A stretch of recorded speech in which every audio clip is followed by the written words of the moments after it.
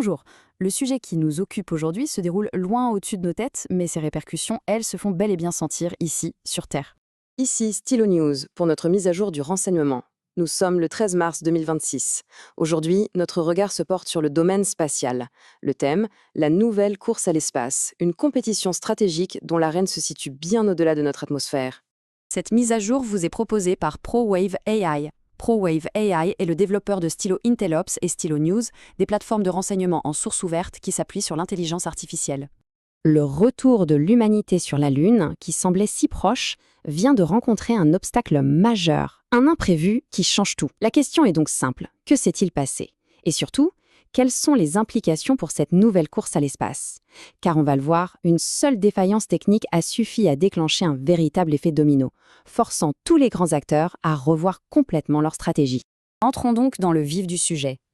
Tout a commencé avec ce qu'on peut appeler un sérieux revers pour le programme Artemis. C'est une défaillance technique, qualifiée de critique, qui a mis un coup d'arrêt soudain au retour très attendu des humains sur la Lune. Alors, pour bien comprendre, reprenons la chronologie des événements. Tout semblait parfait. Le 19 février, la répétition générale, avec remplissage des réservoirs, une étape essentielle, est un succès. On pense que la voie est libre. Mais, fin février, coup de théâtre. Les équipes détectent une fuite d'hélium, et pas n'importe laquelle, une fuite qualifiée de critique dans les tâches de propulsion.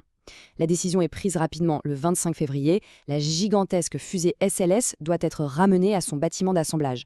Le résultat, bien sûr, c'est que le lancement de Mars est annulé, reporté au plus tôt à avril 2026.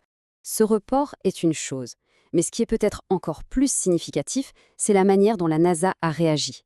Au lieu de simplement décaler le calendrier, l'agence a opéré ce qu'il faut bien appeler un pivot stratégique, une révision complète de son plan, avec une vision à plus long terme. Voyons concrètement ce que ça change. Le plan initial, c'était simple. Artemis 3 devait être la mission qui ramènerait des humains sur la Lune en 2028. Dans le nouveau plan, tout est différent. Artemis 3 devient une mission de test en orbite terrestre, prévue pour 2027, dont le but sera de tester les atterrisseurs avec un équipage à bord. Et par conséquent, c'est Artemis 4 qui récupère l'objectif de l'alunissage, qui lui reste fixé à 2028.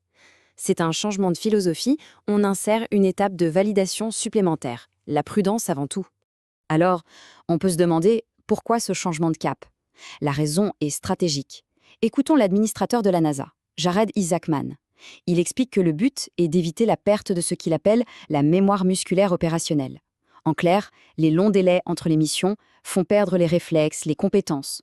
L'idée, c'est donc d'augmenter la fréquence des vols, un peu comme à l'époque des missions Apollo, pour que les équipes gardent le rythme. Il ne s'agit plus seulement de poser le pied sur la Lune, mais bien de construire une capacité à y retourner de façon durable. Et bien sûr, une décision de cette ampleur de la part de la NASA ne reste pas sans conséquences. Cet incident technique et le changement de plan qui en découle ont des répercussions sur tous les autres acteurs. En fait, ça vient complètement rebattre les cartes de cette nouvelle course à l'espace. Analysons un peu les perspectives de chacun. D'un côté, on a la NASA qui, on l'a vu, adopte une approche plus prudente, plus méthodique pour reconstruire une cadence opérationnelle. Pour ses partenaires, comme SpaceX, la pression est immense. Il faut maintenant prouver que l'atterrisseur Starship est absolument fiable. En face, le concurrent Blue Origin y voit sans doute une opportunité de marquer des points et de proposer ses propres solutions. Et puis, il y a la Chine, qui, de son côté, avance ses pions, poursuit son propre programme lunaire et voit probablement ce retard américain comme une occasion stratégique à saisir pour atteindre son propre objectif d'un alunissage en 2030. Sur le plan géographique, toute cette activité se concentre sur quelques points chauds. Bien sûr, le centre spatial Kennedy en Floride, mais aussi Boca Chica au Texas, la base de SpaceX. Mais l'enjeu stratégique majeur, la destination finale qui intéresse tout le monde, c'est le pôle sud de la Lune. Pourquoi cet endroit en particulier? Parce qu'on pense y trouver de la glace d'eau, une ressource qui serait absolument cruciale pour établir une présence humaine à long terme.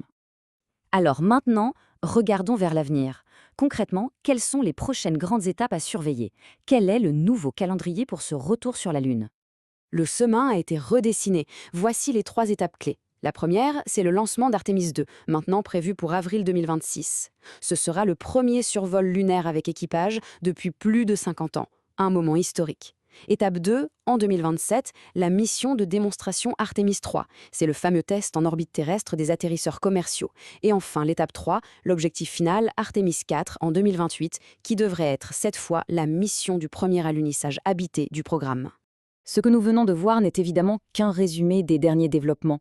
Pour une analyse bien plus détaillée de tous ces enjeux, nous vous invitons à écouter notre mise à jour complète du renseignement, disponible en intégralité sur votre plateforme d'écoute habituelle. Merci d'avoir suivi cette mise à jour du renseignement. Pour continuer à suivre l'actualité avec des analyses alimentées par l'intelligence artificielle, rendez-vous sur stylonews.com.